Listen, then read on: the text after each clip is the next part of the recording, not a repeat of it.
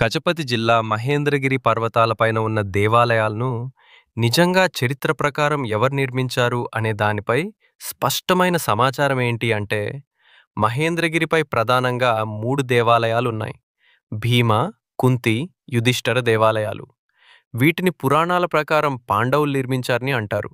కానీ చరిత్ర మరియు పురావస్తు శాస్త్రం ఆర్కియాలజీ ప్రకారం వీటిని నిర్మించినది అప్పటి రాజులు.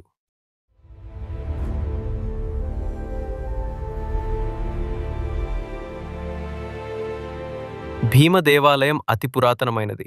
దీన్ని ఎవరు నిర్మించారు అంటే చరిత్రకారుల అంచనా ప్రకారం దీనిని శైలోద్భవ వంశం, శైలోద్భవ డైనస్టీ లేదా తూర్పు గంగ వంశం, ఎర్లీ ఈస్టర్న్ గంగా డైనస్టీ రాజులు నిర్మించారు.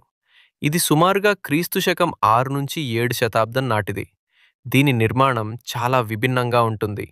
సిమెంట్ లేదా సున్నం వాడకుండా కేవలం భారీ రాతి బండలను, మ్యాసివ్ స్టోన్ బ్లాక్స్ ఒకదానిపై ఒకటి పేర్చి దీన్ని నిర్మించారు.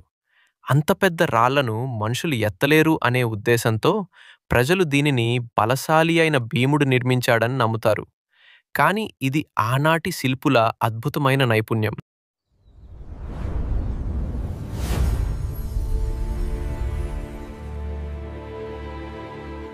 యుధిష్ఠిర మరియు కుంతి దేవాలయాలు ఎవరు నిర్మించారు అంటే వీటిని తరువాతి కాలంలో తూర్పు గంగ వంశపు రాజులు, ఈస్టర్న్ గంగా కింగ్స్ నిర్మించారు.